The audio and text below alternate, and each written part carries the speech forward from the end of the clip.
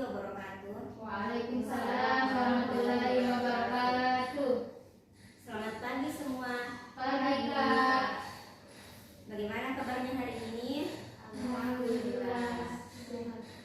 Oke, sebelum kita memulai pelajaran, alangkah baiknya kita berdoa terlebih dahulu menurut keyakinan dan kepercayaan masing-masing. Berdoa dengan berdoa selesai. Oke, baik. Pada materi kita pagi hari ini yaitu kita akan mempelajari mobilitas penduduk.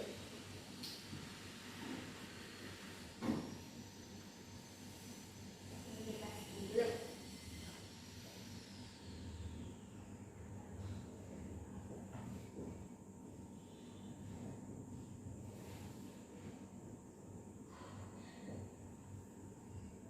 Sebelumnya ada yang tahu tidak apa itu mobilitas penduduk?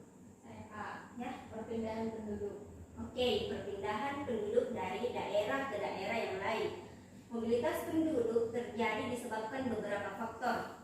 Coba sebutkan salah satu faktor mobilitas penduduk. Siapa yang bisa? Saya Kak. Kurangnya lapangan pekerjaan di daerah asal. Oke, kurangnya lapangan pekerjaan di daerah asal. Nah, contohnya itu di sebuah desa. Rata-rata kan masyarakat di sebuah desa memiliki pekerjaan bertani, berkebun. Nah, mungkin pekerjaan itu sudah cukup atau melebihi kapasitas sehingga masyarakat di sebuah desa itu ingin mencari pekerjaan dan berpindah ke daerah lain. Yang kedua, alasan pekerjaan atau perkawinan.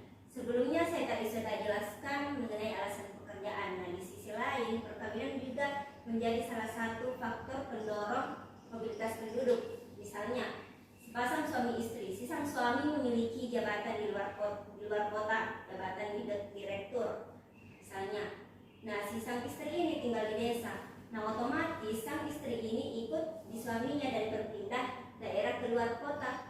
Nah, inilah menjadi faktor pendorong mobilitas penduduk karena alasan pekerjaan dan perkawinan. Dan yang ketiga yaitu tidak cocok lagi dengan adat, budaya, dan kepercayaan di tempat asal. Misalnya di suatu daerah yang budayanya masih kental akan tradisi. Nah, mungkin sebagian dari masyarakat tersebut sudah memiliki pikiran yang modern sehingga masyarakat tersebut ingin berpindah ke daerah yang sejalan dengan pemikirannya.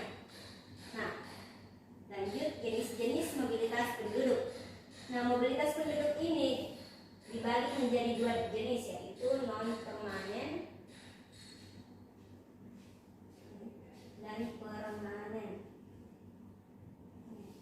Nah, mobilitas non permanen ini adalah bentuk mobilitas yang bersifat sementara, artinya dalam jangka waktu tidak lama. Nah, mobilitas non permanen ini dibagi lagi menjadi dua, yaitu komutasi dan sirkulasi.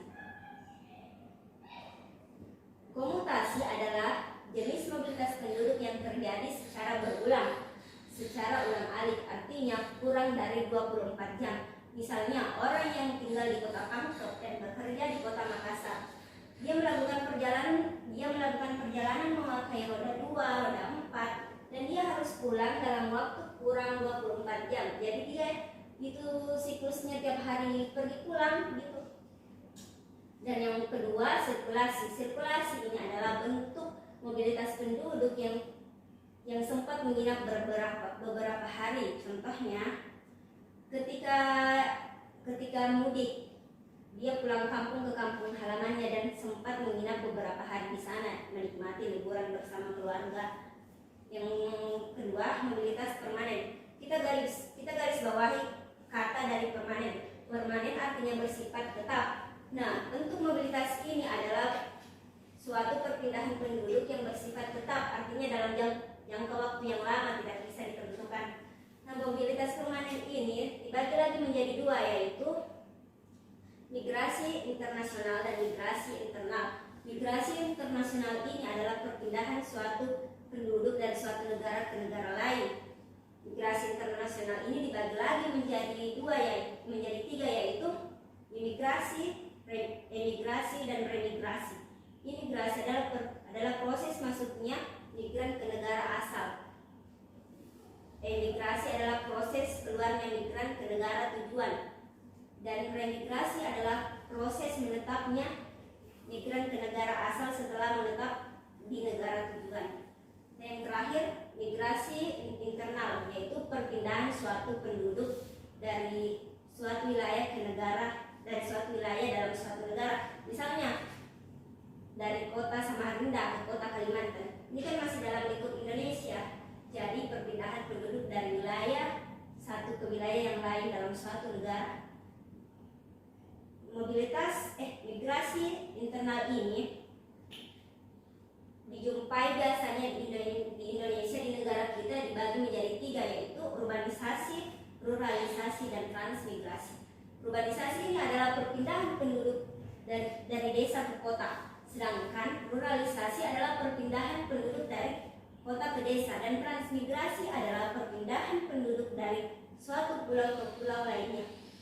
Nah, dari penjelasan saya di atas, mungkin adik-adik sekalian ada yang ingin mau ditanyakan atau kurang paham?